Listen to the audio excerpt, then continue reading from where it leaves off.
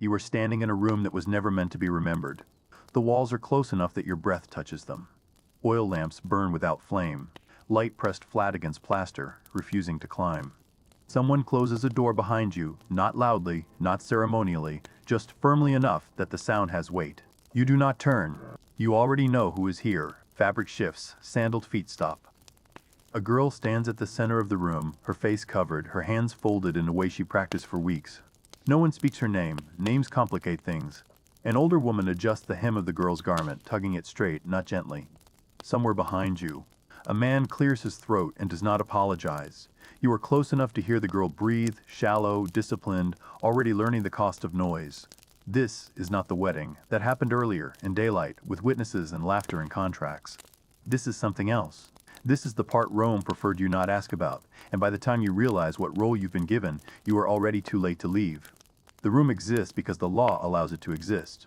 Not written law, not the kind carved into bronze and displayed in forums, but the quieter law that lives in habits and expectations, passed mouth to ear, mother to daughter, magistrate to household. Marriage in Rome is not a moment.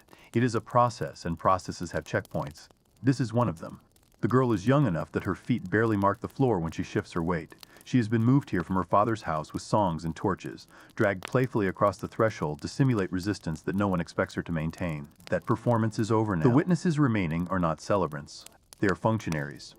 The older woman is called a pronuba, chosen for her own marital status, her respectability, her experience in guiding transitions. She has guided many girls through this room. She does not look at faces anymore. Ask yourself this. If a society believes order must be verified, not assumed, where does it place the moment of proof? The man waiting is not nervous in the way you might expect. He has already signed documents, exchanged gifts, absorbed congratulations.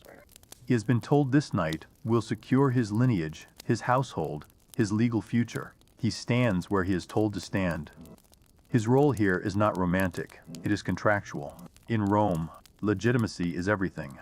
A marriage that fails to produce certainty is a marriage that invites lawsuits, rival claims, decades of dispute. The law cannot tolerate ambiguity, so custom steps in to eliminate it. What happens next is not described openly because description invites scrutiny, and scrutiny invites reform. Rome does not reform easily. The pronuba gestures. The girl is instructed to lie down. The surface beneath her is narrow and firm. There is no curtain, no separation. This is deliberate. Witness creates truth. Without witness, an event can be denied. With witness, it becomes fact. The older woman positions herself where she can see what needs to be seen. The man is told when to move and when to wait. No one asks the girl if she understands. Understanding is not required. Compliance is. The ritual is framed as verification. It is not about pleasure, nor even about consummation in the modern sense. It is about establishing a physical condition that Roman culture obsesses over while pretending not to mention. Virginity is treated as a resource, finite and transferable, and its transfer must be observable to be valid. The pronuba's presence is meant to protect the bride, according to the language used in respectable households. Protection here means ensuring the process is done correctly, not ensuring it is wanted. Wanted side dated Badia. The protection here means ensuring it is wanted. She has done this often enough to know where to look. Ask yourself this. When a ritual is repeated often enough, at what point does cruelty become invisible to the people performing it? Silence dominates the room, broken only by instructions given in low voices. The girl is told to remain still. Remaining still is praised as virtue. Movement is interpreted as disorder. The man does what is expected of him. The pronuba observes. At a certain point, she nods, satisfied not emotionally but procedural. That nod is important. It signals that the threshold has been crossed in a way that will satisfy families, courts, and gods. Blood may be present, it may not. Rome's obsession with blood is more symbolic than biological, but the symbol matters. If blood appears, it is noted. If it does not, explanations will be constructed later. The ritual does not stop because reality is inconvenient. When it is over, there is no announcement. The pronuba adjusts the girl's clothing again, smoothing fabric, restoring the appearance of order. The man steps back. He will be congratulated later, privately. The girl is helped to sit, then stand. She is not asked how she feels. Feeling is not relevant to the success of the ritual. What matters is that a line has been crossed with witnesses present. The marriage is now beyond dispute. Outside this room, Rome continues as if nothing unusual has occurred. Streets echo with footsteps. Taverns empty and refill. The household slaves prepare food. The bride will be brought out again, perhaps, to be seen by relatives. Her posture will be examined, her expression read for signs of compliance. If she looks quiet, that will be interpreted as modesty. If she looks distant, that will be interpreted as virtue. There is no acceptable expression for what she has actually experienced. Ask yourself this. If a culture trains you to interpret silence as consent, how do you ever hear refusal? This ritual is rarely described directly in surviving texts. Roman writers circle it, hint at it, joke around it. Satirists allude to wedding nights with knowing smiles.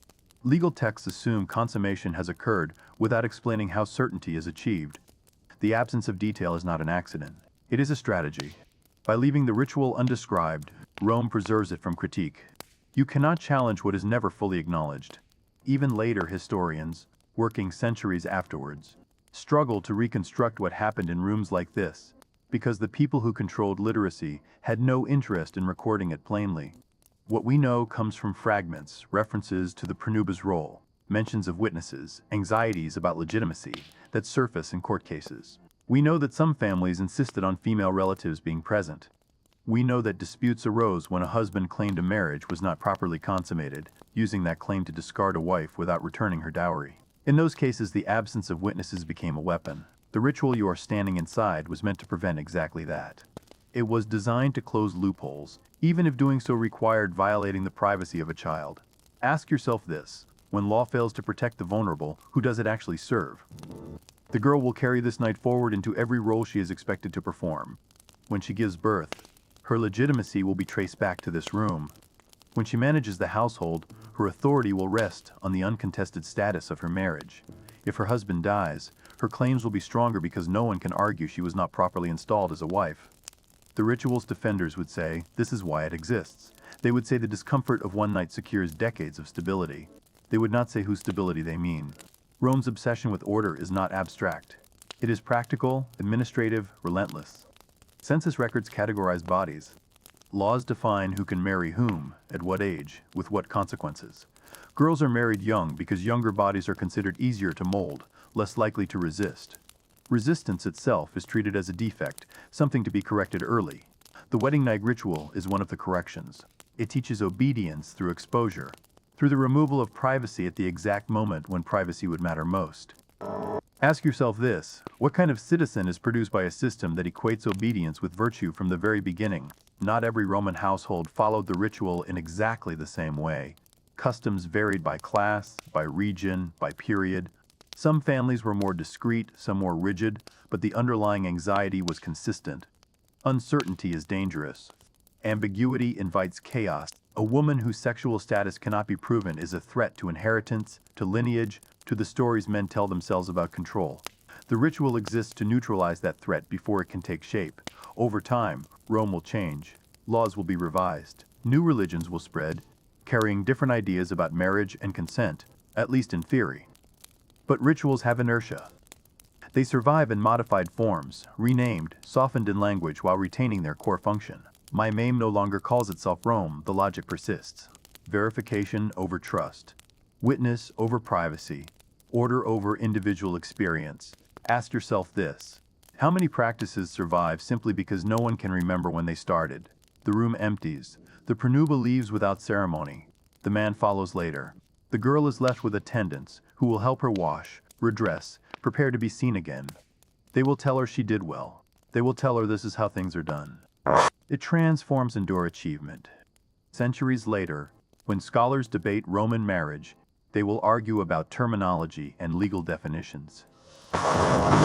They will translate Latin phrases and footnote interpretations. Some will dismiss accounts of intrusive wedding night rituals as exaggerations, misunderstandings, moralistic projections by later writers.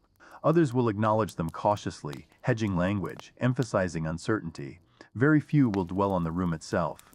Very few will stay long enough to hear the breathing, to feel the walls closing in. Ask yourself this: if history avoids certain rooms, what else does it avoid? The ritual does not end with the night. It echoes in expectations, in silences passed down through generations. Rome tried to erase it not by denying it, but by normalizing it so completely that it ceased to feel worth mentioning.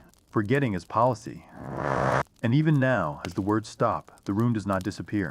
The lamps are still burning, the walls are still close, the air is still heavy. The voice ends here, but nothing inside that room has changed.